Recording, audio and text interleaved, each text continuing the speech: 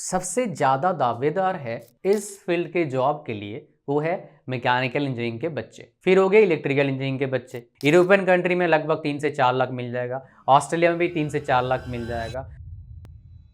Design engineering field में एक field होता है पाइपिंग डिज़ाइन इंजीनियर, जिसका नीड हर manufacturing, chemical industry, petroleum industry, इन सब को चाहिए होता है। तो इसका जो बेसिकली डिटेल गाइडेंस आपको मिलेगा इस वीडियो में, ताकि कोई हाइप नहीं, कोई कोर्स नहीं बेचूंगा भाई, ये बिल्कुल आपका होगा इसी टॉपिक से रिलेटेड। अगर आप अच्छा करियर ढूंढ रहे हो आफ्टर कंप्लीटिंग मैकेनिकल इंजीनियरिंग या फिर after diploma in mechanical engineering, कुछ हद तक इलेक्ट्रिकल वालों के लिए भी ठीक है ये फील्ड आपका, तो डिटेल वीडियो आपसे बात करेंगे। सबसे पहले हम बात करते हैं यहाँ पर एलिजिबल कौन है। सबसे ज़्यादा दावेदार है इस फील्ड के जॉब के लिए वो है मैकेनिकल इंजीनियरिंग के बच्चे, फिर हो गए इलेक्ट्रिकल इंजीनियरिंग के बच्चे। लेकिन सिविल वाले मत करना, इतना आपके लिए फायदेमंद नहीं है। अगर मैं बात करूंगा MEP और पाइपिंग डिजाइन इंजीनियरिंग में डिफरेंस क्या है, इस पर एक वीडियो लाएंगे, डिटेल वीडियो।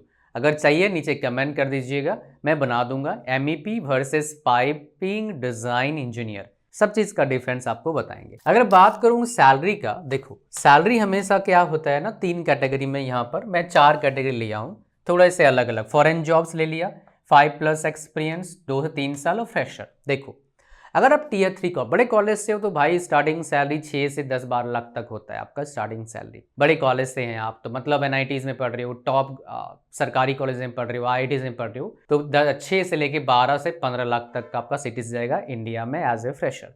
लेकिन अगर बात करूंगा Tier 3 कॉलेज से पढ़े, आप स्किल बाहर सीखे हो, जॉब लेने जा रहे हो खुद से या फिर किसी कंसल्टेंट से, या फिर डायरेक्टली अप्लाई करा आपने उन कंपनी पेज पर, या किसी रेफरेंस से जा रहे हैं, तो डिपेंड करता है सैलरी कई सारे फैक्टर्स पर। बट मैं मान लेता हूँ सबको एवरेज Tier 3 कॉलेज से आप पढ़ रहे हैं, आपको इस नौकरी की तलाश है, एक अच्छे फील्ड की तलाश है, तो आप एज ए फ्रेशर एक्सपेक्ट कर सकते हैं 2.4 से लेके 3.6 तक एक्सपेक्ट कर सकते हैं। कहीं कहीं 15,000 पर मंथ भी मिलता है, तो आपका लगभग 2 लाख का हो गया आपका CTC, बिकॉज 10-20 हज़ार पैसे तो हर जगह कटता है, ठीक है। तो ये बेसिकली एज ए फ्रेशर है। लेकिन ये डिपेंड करता है कौन से कंपनी में काम कर रहे हो। अच्छे कंपनी अगर काम कर रहे हैं आप, तो आपका स्टार्टिंग सैलरी कितना है, 4.8 LPA हो जाता है। लेकिन टॉप लेवल कंपनीज जो हैं वो सिर्फ कैंपस प्लेसमेंट के थ्रू से रिक्रूटमेंट करते हैं। अगर मैं ऐसे बात करूंगा आपका जो बेसिकली फ्रेशर के लिए after 2 to 3 years experience game change हो सकता है। मतलब ये जो अगर 2.4 से स्टार्ट कर रहे हो तो आपका 5 के आसपास जा सकता है। अगर 3.6 से स्टार्ट कर रहे हो तो 6 LP जा सकता है। तो कितने से स्टार्ट कर रहे हैं उस पर डिपेंड करता है। ये अप टू 7-8 LP भी जा सकता है। मतलब क्या है, 2 से 3 साल के एक्सपीरियंस के बाद आपका सैलरी 3.6 से लेके 7-8 LP तक चला जाएगा।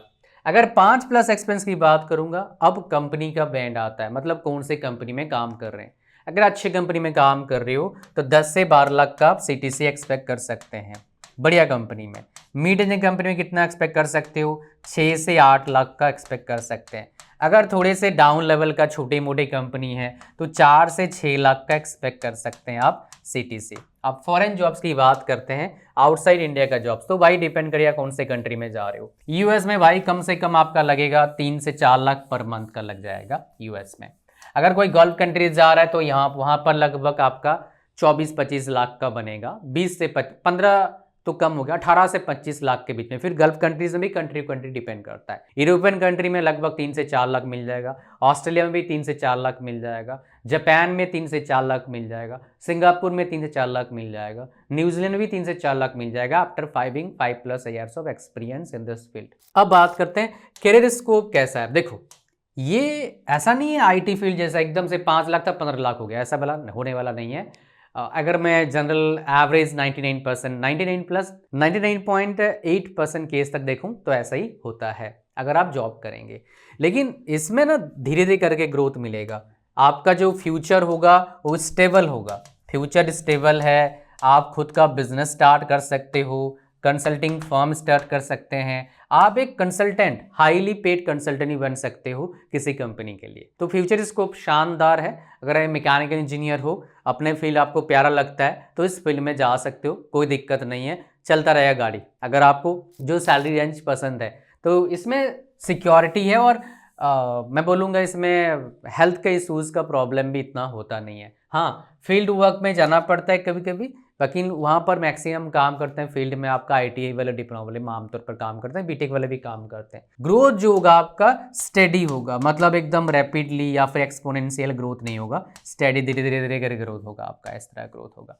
इस तरह का नहीं होता है सीएस जैसा फिर एक दिन जीरो हो गया, ऐसा नहीं होता भाई इस फील्ड में ग्रोथ, लेकिन अच्छा ग्रोथ है। इंडस्ट्री कौन कौन से यूज़ करते हैं? बेसिकली पेट्रोलियम इंडस्ट्री यूज़ करते हैं, जितने भी मैन्युफैक्चरिंग प्लांट है वो भी कुछ ना कुछ चीज़ों में यूज़ करते हैं, ठीक है। इवन बड़े बड़े जो बिल्डिंग बन रहे हैं कमर्शियल, उसमें भी पाइपिंग डिज़ाइन का नीड होता है। जितने भी बड़े बड़े रेलवे स्टेशन हैं, जितने बड़े बड़े आपका थर्मल पावर प्लांट है, उन सब जगह पर इसका requirement, mainly gas oil industries में इसका बहुत ज़्यादा डिमांड है, इसका बेसिकली काम रहता है। बिकॉज डिज़ाइन करने के बाद सब कुछ ख़त्म नहीं होता है, इसके बाद भी आपके मेंटेनेंस होते हैं, चेंज करना पड़ता है, डिज़ाइन चेंज होते हैं, तो कई सारे काम इसमें रहता है। स्किल्स की बात करेंगे, सॉफ्टवेयर्स की बात करेंगे ताकि आप बहुत अच्छा कर पाएँ। तो देखिए पहले सॉफ्टवेयर की बात कर लेता हूँ मैं। आपको एक्सेल और वर्ड आना चाहिए काम करने के लिए। MS एक्सेल सीख लो भैया, MS वर्ड सीख लो अच्छे से, ऐसा नहीं कि भाई टाइपिंग करना आ रहा है, उसके फंक्शन कम से कम वर्किंग फंक्शन सीख लो आप। ERP आपको आनी चाहिए, मतलब नेट का यूज़ आना चाहिए, लैपटॉप अच्छे से आपको चलाना आना चाहिए। और ERP मतलब क्या होता है? डेटा डालना होता है और सेंट्रलाइज होता है, बेसिकली एक सिस्टम होता है जिसका एक्सेस कोई भी कर सकता है, कहीं से भी कर सकता है आप डेटा को, ताकि कंपनी वाले कनेक्टेड रहें जो भी चीज़ वहाँ पर आप फीड कर रहे हो। तो ERP आपको आना चाहिए, ये इतना डिफिकल्ट नहीं है भाई। अगर कंप्यूटर चलाना आता है, फेसबुक चलाना आता है, इंस्टाग्राम मोबाइल वाले लैपटॉप पर, तो कोई दिक्कत नहीं, आराम से सीख जाओगे। स्ट्रेस एनालिसिस के लिए क्या है? CAESAR2 सीखना पड़ता है, फिर बेंटले ऑटो पाइप ये सीखना पड़ता है, फिर हमारे पास एविवा PDMS एंड मॉडर्न E3D, ये बेसिकली 3D में कन्वर्ट करने के लिए हम सीखते हैं बेसिकली डिज़ाइन वगैरह को, ठीक है। उसके बाद SP3D, ऑटोकैड, माइक्रोस्टेशन, इसमें से कोई सा भी सीख लो चलेगा, कोई दिक्कत नहीं। तो मेनली क्या है, अगर सॉफ्टवेयर सीखने सारा सीख नहीं सकते, यहाँ पर SP3D ऑटोकैड 2 सीख लो, यहाँ पर एविवा PDMS और ये 2 सीख लो। स्ट्रेस एनालिसिस में ये सीख लो, काफ़ी पॉपुलर है, सीजर 3 एंड ये। तो ये 1 2 3 4 5 सॉफ्टवेयर काफ़ी है इस फील्ड में सॉफ्टवेयर का नॉलेज को देखने के लिए कि भाई सॉफ्टवेयर का नॉलेज आता है नहीं आता है। अब देखो इसमें बेसिक नॉलेज भी आपको आना चाहिए पाइपिंग कंपोनेंट्स के बारे में। तो ये वाल्व्स के टाइप्स, फ्लेंजेस, फिटिंग्स, सपोर्ट्स, ये सारे, उसके एक्सपेंशन लूप्स, ये सारे आना चाहिए। फिर MTO एंड आइसोमेट्रिक आपका ड्राइंग्स, ISO एक्सट्रैक्शन, BOM, ठीक है, MTO प्रिपरेशन, उसके बाद अंडरस्टैंडिंग वेल, सपोर्ट्स, पूल्स सब आना चाहिए, है ना। ये सारी चीज़ें आपको जो बेसिक इंफॉर्मेशन है आपको आनी चाहिए। अगर हम बात करें कि इसके बारे में पाइपिंग कोड्स एंड स्टैंडर्ड्स, ये भी आपको आना चाहिए। ISO स्टैंडर्ड सारे आना चाहिए, पाइपिंग कोड्स का आपको पता होना चाहिए पूरा डिटेल में। ये आपके पास डिटेल्स है पाइपिंग कोड्स एंड स्टैंडर्ड्स के बारे में। Line list, verb selection, pipe classes, specifications, ASTM material basics, उसके बाद ISO स्टैंडर्ड्स भी होता है एंड कुछ कुछ भारत के अकॉर्डिंग भी स्टैंडर्ड्स भी हम लोग लगाते हैं, ठीक है जी। ये बेसिकली आपका नीड है, मतलब डिमांड जो रहता है पाइपिंग डिज़ाइन इंजीनियर के नॉलेज का, स्किल्स का, और आपके जो डाउट रहते हैं सैलरी को लेके, चीज़ों को लेके, मैंने आपको बता दिया। हाँ, एक बात ज़रूर है, अगर आप लाइफ में चाहते हैं प्रॉपर गाइडेंस, क्यों चाहिए प्रॉपर गाइडेंस? बिकॉज इस कम्पिटिटिव वर्ल्ड में आपके सिचुएशन के हिसाब से, आपके बैकग्राउंड, आपके एजुकेशन, आपका कॉलेज, आपके परसेंटेज के हिसाब से बेस्ट कौन सा है?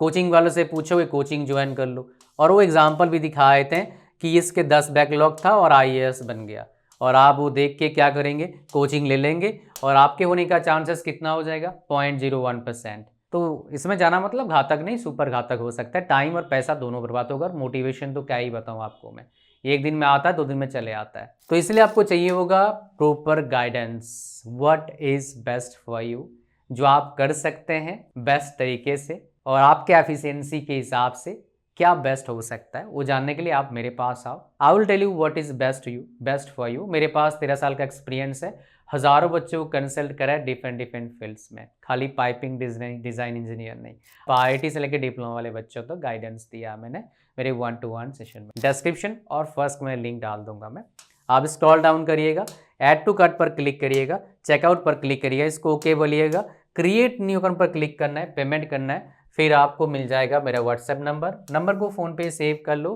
क्या करना है आपको, ईमेल आईडी और पेमेंट का स्क्रीनशॉट उस नंबर पे भेजना है व्हाट्सएप पर, जो नंबर आपको मिलेगा। फिर आपको मिलेगा date and time 1-to-1 session का।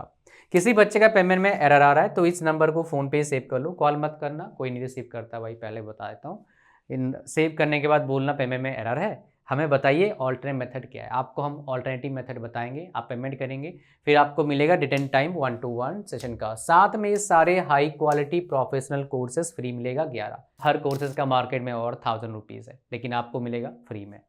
ये था पूरा video. Thank you very much. मिलते हैं नेक्स्ट वीडियो में और आपसे मिलेंगे लाइव 1-to-1 सेशन में। Link description and first comment में है।